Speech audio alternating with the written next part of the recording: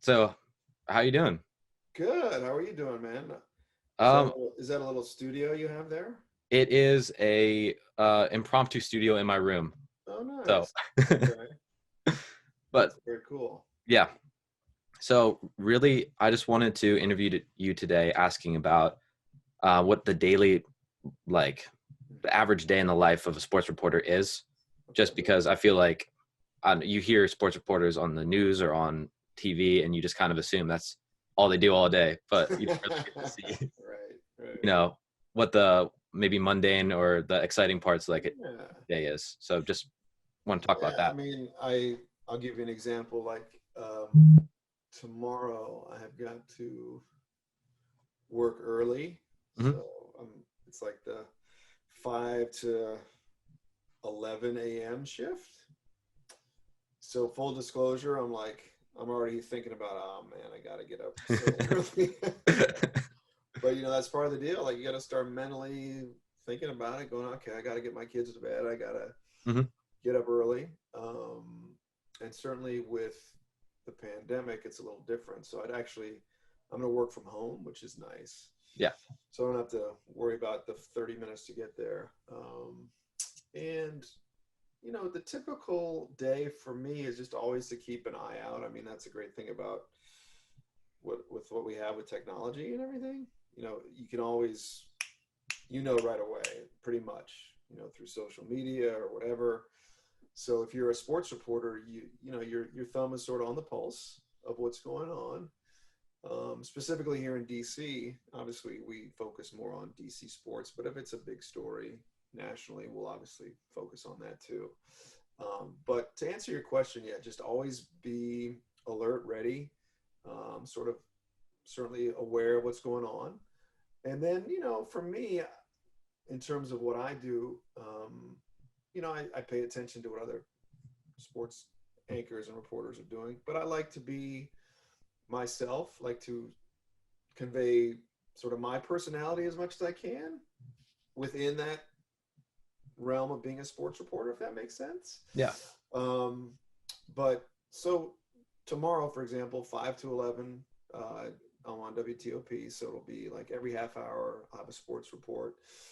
But since I'm at home, and technology is still a little shaky in terms of like going live. We have all these Hmm. mechanisms to go live, but most of the time there's always an issue. I mean, that's ridiculous as it is. Yeah. Sometimes technology doesn't work. So what I'll do is I'll actually record them with this mic into this computer that I'm talking to you. And then since it's the morning, unless something really breaks, which it usually doesn't, I can actually send in my first three reports and just chill. No. Yeah. I mean, if it's 5:15, I can send in my 5:15, my 5:45, my 6:15 at 5 o'clock, Hmm. and you can email the people, hey, here's my reports, call them, or you can text them, make sure you got it, and you're off and running. And the sports reports that I do on the radio are usually only a minute 15, so it's not like that long. Yeah. And pretty much I can dictate what I write and read. So it's pretty much up to me, which is great. Unless sometimes you'll get an email from a manager like, "Hey, are we doing this?" And then you sort of understand, "Oh, I should be doing that." But that's the answer for the radio side. Now, when I did TV, that was a whole different ball of wax. It was, by the time I was doing a local sports on a local affiliate, I was just basically doing everything. So that was a lot of stress, a lot of pressure because you're producing, editing, uh, putting all the graphics up, everything for Okay. only like 2 or 3 minutes.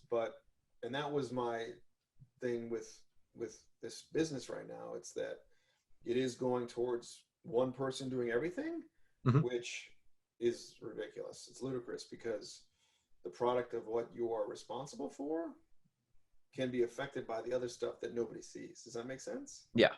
So you got to do all this stuff in your head, and what people are seeing is just you doing the sports. When in fact, in your brain, you're like, "Oh my god, I hope I got that super right. Oh my god, I hope I Yeah.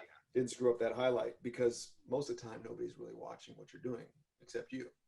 So, um, So I hope that answered your question about Yeah. what goes into a day in the life.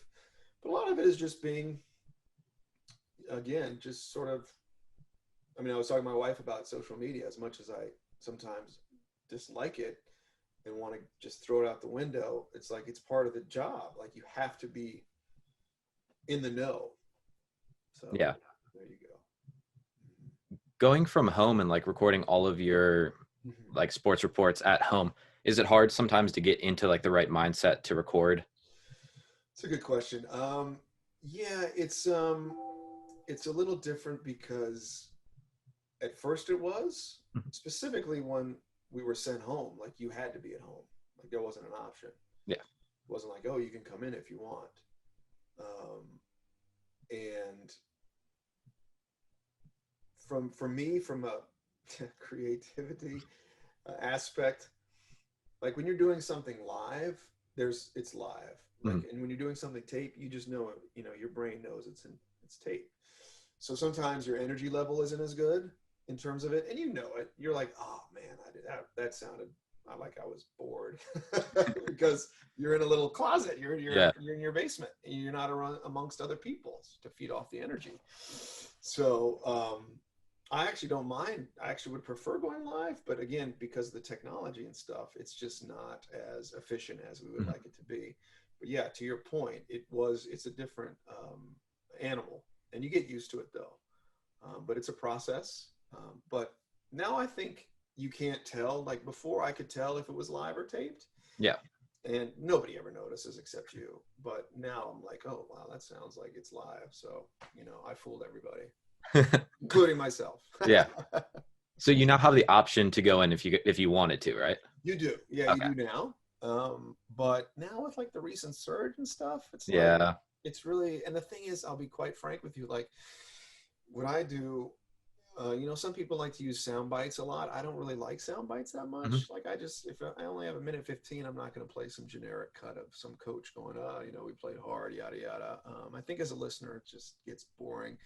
So the only reason that I could be at work, although even at home I can get sound bites and put it on. So that Mhm. would be there really isn't that much of a difference in terms of what I have at my hands here as opposed to work. So when I do go into work, like last week I was in there like on a Friday night, and I was like, damn, I could be home.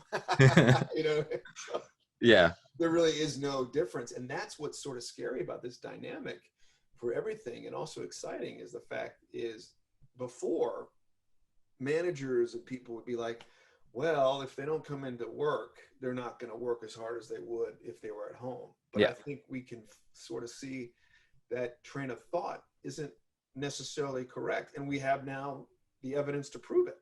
Mhm. Um, and yeah, like for me, for tomorrow, so since my wife and I both were working early, so she's got like an 8 a.m. call, I have to take the kids to school. So I'm actually going to be like working Yeah. and driving my kids to school and then come back. So it works out well. Yeah. But I do have the choice to go in but if it's that early, no chance. I'd rather not have to do anything. Yeah. Uh-huh.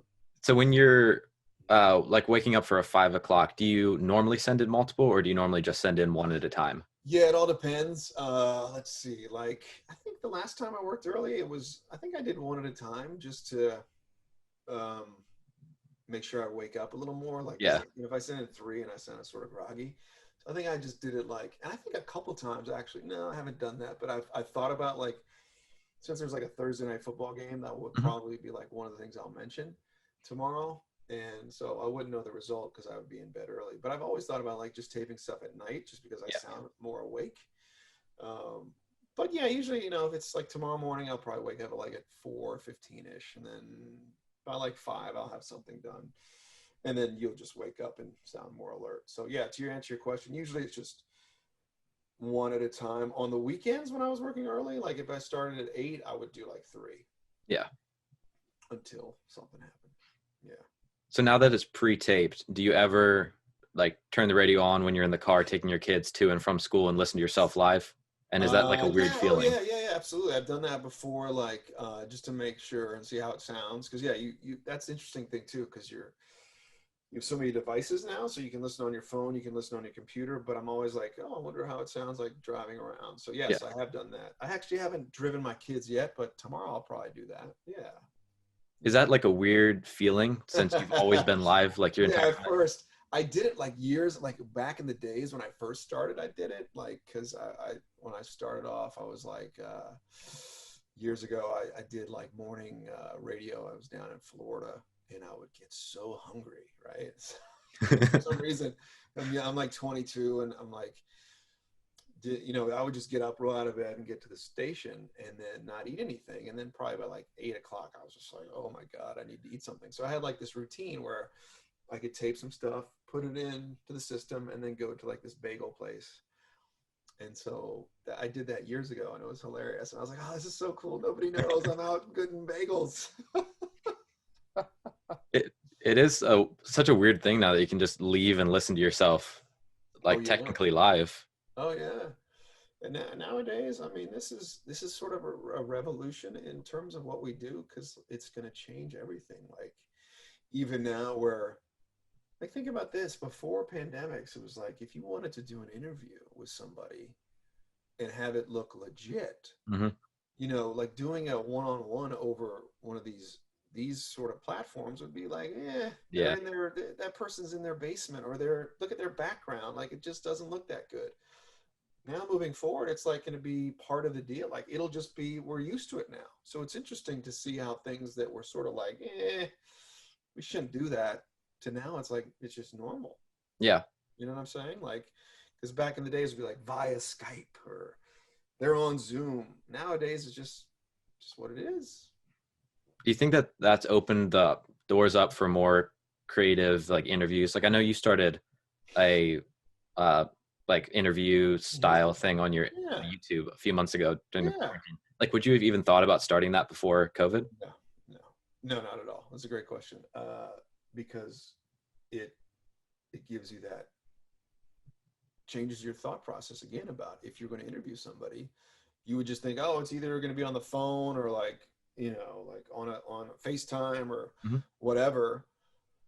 And this dude that I was just sort of that I used to work with had like started doing some stuff um, on betting, I think, and he had me on a couple times as a guest, and I noticed his the way he was doing it. And this is right when the pandemic started, so it was probably like a bang bang, like oh, but Hmm. yeah, no, I would not have thought about that kind of stuff prior to this. And it does open your eyes as to how many different ways there are to kind of bring in content. Because before, like YouTube and podcasts, I was just like, I knew it was out there, but I wasn't really into it as much. Um, but now you realize, wow, it really is a big area and a big market and a big way to get your stuff out there. So yeah, no, if this had not happened, probably not. No.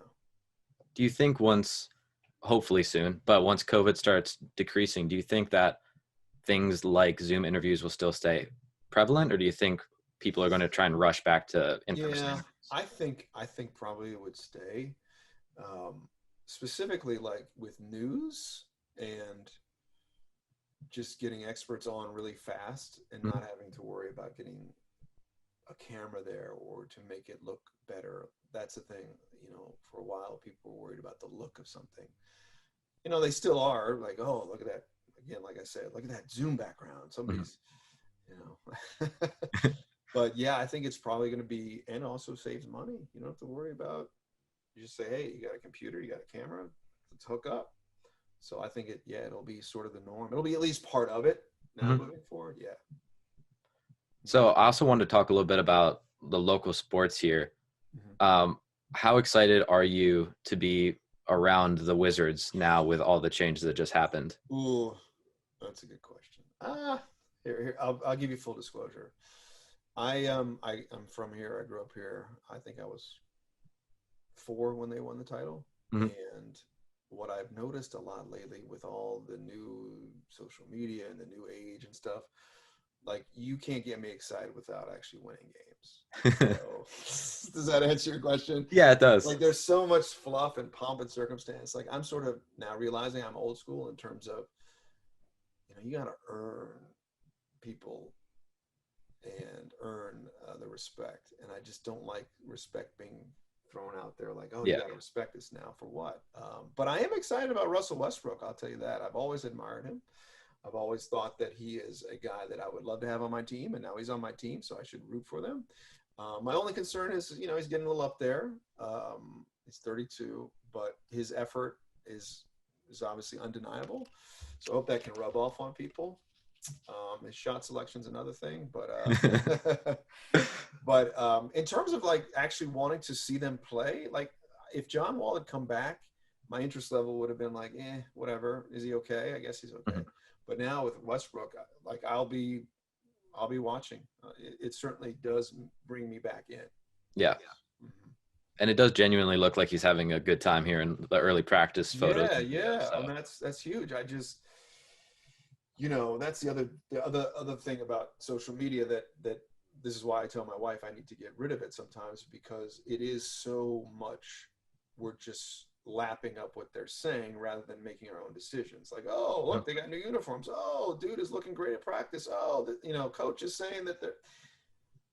Let's dial it back a little bit and be like, prove it to us. Show us something. Stop it with all the off-season videos. Like the off-season workouts kill me. Like I can put up my videos from 10 years ago. I'll show you I can shoot. I can take some shots against nobody. Like put the proof in the pudding. So Yeah. But yeah, I'll be watching. That's for sure.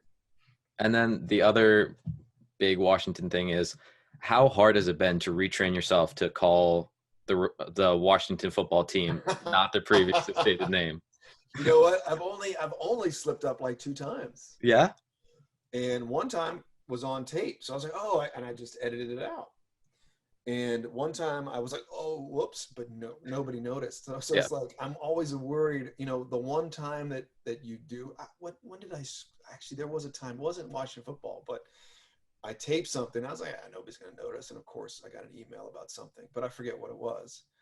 What was it? Anyway, so I've done it twice. One time I edited it, and the second time it just said Redskins. But it's whatever. But they need a nickname, that's for sure. They do. It's just, and for kids, like it's not for me. It's for the younger generation of like the marketing, the branding, because you're not going to go out and buy a T-shirt or a jersey that just says Washington. Yeah. It's not. Like you have to have a nickname. Because I go by, when I go to the store, like at Giant, they have like these random racks of T-shirts and shirt, and nobody buys them because it's just it's bland. It's like buying the generic brand. Yeah. Right. You need a name brand. So, I should call them. Be like, this is my theory. You're buying the generic brand. You need it, and for them just be like to think and to say that they're considering keeping it. That's bad. Like, no, we're gonna have a nickname. We're going to figure this out. Well, the last few games kind of that they've played have looked pretty good, especially this. I'm a Steelers fan at heart, but they played incredibly well against the Steelers and deserved that game. And it's so for like a lot of people it's always about the future and we got to tank for this and blah blah blah. No, you don't. You can turn it around quick. And they have, right? It's been like 2 or 3 weeks ago we were saying this team sucks. They got to get a quarterback. They got to do this and yada yada. And they've turned it around overnight. And it's Alex Smith. That's amazing. Just what like a serviceable, reliable quarterback can do in this league. It's astonishing. I was very surprised by that, quite frankly. It's almost like you guys look disinterested at first. Yeah. And they're like, oh, okay. A couple bad plays, but anyway. Now, where are you from? Are you from around? I'm actually from here. Yeah. How I ended up being a fan. I think my oldest sister liked the colors when we were really young. I got you. Yeah. And we all stuck with it. I got you. Yeah. And it's fun being in enemy territory with the Ravens. Oh, right. That's real close. Oh, yeah, that's right. Absolutely. I think that's just about it. I just really wanted to know what like your like day in the life of is like, and I think you did a really good job sharing, especially now that everything's a little weird with COVID and everything. Yeah, I mean, I could tell you, back in the days, certainly it was, it was interesting where you could actually go to games and you could. I mean, you can still go to games. I don't understand why people go. If I was credentialed, I wouldn't go. Like, I don't understand because you're not you're still on Zoom calls, like the post game press conferences. It's not like you're going up and talking to players. Yeah. You're going to talk to coach. You go to the stadium and then you get on your computer. So you might as well just stay on your computer and watch the games from home. Like, I don't get that. But yeah, no, it's a very interesting time for this business.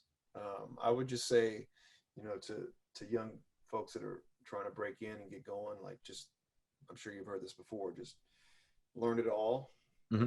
everything now. It's not just being a sports reporter or being on air or being a sports anchor. It's like everything involved: producing, editing, content creation, all that good stuff. Um, so, and yeah, like for me, I thought, I was just going to do one thing. Mm-hmm. That was going to be it. I thought I was just going to do play by play or do, being a sports anchor, and then fast forward or rewind. I'm doing all sorts of stuff. So that would be my advice. Just blanket coverage of everything, because you just never know what's going to be needed. And that's part of like the way that I sort of made myself up to, is just always being available, always being willing to do different things. That always helps. So, so you're in what year are you in school? I'm actually a senior, so Oh, I'm you about are to a senior. graduate Oh, college. Yeah. okay. Okay. Now you are back at school, correct? Are you in I class, or is it sort of like a mix? Is it like a hybrid? So we had the option. We were in person, and then Okay. we went home for Thanksgiving. We had the option to go back, I but I see. just figured I'd stay home. It's safer. Yeah. I get to take finals online, so Oh, nice. Okay. yeah. Crazy.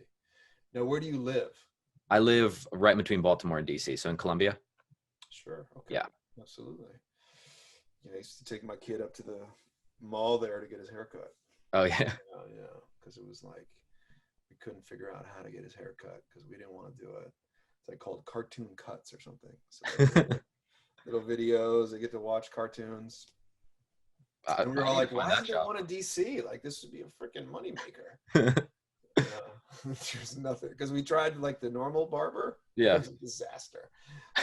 Just tears and everything. So like, all right, we got to find a place where like we can chill and get some food after and stuff. So yeah, nice. Okay. Now, where'd you go to high school? I was homeschooled actually. You were homeschooled. No Yeah. way. Oh, wow. I would Holy have had to go shoot. to Fort Meade instead. Okay. Yeah. Okay. I got you. So you were homeschooled from Yeah. who? Now, did your mom or dad? So my mom taught me, and then we actually did this. It's called a co-op. So it's like I a got you. bunch of homeschoolers meet up. It's Okay. like almost private school, Okay. but yeah. I got you. Now, if you wanted to play sports, what did you do? Or did you play sports? I did rec leagues. I Okay. think technically you could get like an exception to play for the high school team, but I did Okay. rec leagues, and then I did AAU Oh, and nice.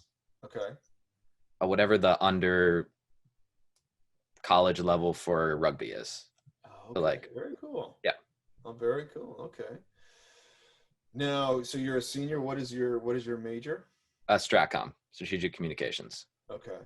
Yeah. I'm sure you love this question. So, like, what do you want to do? What do you want to be, or what in 5 years, or now? What do you want to like out of college? What do you want to do? Out of college, I'm not entirely sure Okay. because what I love doing the most is actually acting, which is Oh, kind no of, doubt. Okay. yeah. Very So cool. how I described my dream was always I wanted to act, but I wanted a real job while I'm looking for acting jobs. Right. Okay. The stereotype is you go to Hollywood, you work a Yeah. Yeah. restaurant, Yeah. yeah, and barely make it past. But if I can work a Yeah. communications job doing something I enjoy while Yeah. waiting for a break, it's a whole lot easier. So Nice. Okay. some sort of like creative, like either video or audio advertisement, or I do enjoy things like radio and television, but they're a little bit more out of my comfort zone. Okay. I got you. How did you get into acting? Uh, High school theater. Okay. My brother was big into it, and I decided to try it, and I loved it. Nice, dude. Yeah. Well, I don't know if you saw one of my YouTube interviews, but so one of my buddies is an actor in Hollywood, and he literally had his mindset like, I'm going to be an actor and I'm going to make it. And I remember us playing basketball pickup, and I'm like, yeah, what are you up to? And he's like, oh yeah, I'm going out to Hollywood. This is like 2000. Mhm. Going out to Hollywood, trying to, and my pessimism. I'm like, okay, good luck with all that, dude. Because he had done some theater, like he had done some stuff, and but he's like, yeah, I'm gonna give myself a couple years, and I'm gonna go out there and try to make it. And so now I'm just like, whenever I hear people saying I want to be an actor and I want to make it, I'm like, yes. Instead of, oh, what the fuck are you doing? You get a chance? So he went out there and he starts getting like little roles, little nibbles. And like I remember watching like How I Met Your Mother, and I'm like, oh my God, that's my man. And then he started getting little smaller roles and then bigger roles. And then, so I don't know if you watch any of these shows, but he was the Punisher. Yeah. Yeah, so that's John Bernthal. That's Oh, okay. I've known him since he was 6. So he came onto my show and we talked about just stuff like that, where we're like, and he said like when he was in high school, and I believe the story, he was doing some stuff, and he tried out for one of the roles, and apparently the acting teacher was a moron and told other kids like, oh, that guy sucked. He wasn't good. He was not going to get anywhere. And it got back to John, and John told his dad, and his dad like came to school and like confronted the acting teacher. Like, who the hell are you telling my kid or telling other kids that he stinks? And that's another great lesson learned here, is that one person may think you suck, right? Mm-hmm. And I've gone through that many times where I'm like, why can't I'm just as good, or I'm better, or why can't I get that job? Or why did I lose that job? Because of one person, right? Yeah. So that never let anything like dismay you from pursuing something just because one person says, whatever, you're not what I thought, right? Yeah. So, and now this dude is, he's living the dream. He's doing movie upon movie. He's doing, he did Walking Dead. He's doing some movie with Will Smith about the Serena sisters, the Williams sisters tennis that's coming out. So he's like in demand, and this is all fresh in my mind when I was like, okay, dude, good luck. I'm rooting for you. Yeah. So that's very cool. Yeah, no, acting is it's a fascinating business, and it is almost sort of similar to what we do, in terms of you go in, you try out, and one person could go like that. That's the guy. And you just got to keep at it. And that's what I'm going through too right now, where I'm like, I'm trying to do some more stuff on the side, where I'm trying to put together demos and reels, and I'm like, now I understand why like actors are like, yeah, I don't watch my stuff. Yeah. I don't do it. I can't do it. I cringe. So, but that's awesome. That'll be fun, man. But yeah, that's a good idea of like trying to figure out, at least a way to make some money and then continue to pursue what you want to do. So you should, or maybe you should just go out there, hell, find a, just start banging on windows and doors. All right, but yeah, dude, let me know if you need anything else. Absolutely. Yeah, that's great. Now when is it's the second semester start. You're gonna go back for the second semester, is that Yeah. Okay. Around January 15th ish. Okay. Yeah. Nice. So still got almost a full month. Okay. Yeah. Now how do you do that in terms of, do you film yourself acting or anything? How do you do that? So at the school I go to, they have a big film program. So I haven't done anything this year because of COVID. I've done like some little small things, but Okay. in the past, their seniors, like their thesis project is making a short film. I see. So that was how I got exposed to like film acting. I just auditioned for some, and I've been in nice. somewhere in between 9 and 11. I can't remember right now, over the last 2 years, short films. Oh, nice. And then I'm just going to like mash them all together and hope to make a good demo out of it. Yeah, for sure. Okay. Excellent. That's very cool, man. That's very cool. Yeah. Cause you just, like I said, you never know what can happen, right? Just until you make that leap and that plunge. That's awesome. That's really good. But, Yeah, if you ever need anything, let me know, man. Okay. I'm around, and I'm just trying to think what else. Yeah, I would not. I mean, this business is interesting. It's again, it is changing. That's the Mhm. fascinating thing about it. Like, it's always changing, which can be good, but we'll see. We'll see after this whole thing is over. Like, to your questions about the overall impact about how everything is going to move forward. Because as you saw, I'm sure you know, I mean, there are layoffs everywhere, Yeah. especially in this business. Yeah, man. All right, dude. Well, thanks, bro. Well, thank you for letting me interview you. Oh, no, Had a anytime, man. blast. Yeah, we'll talk soon.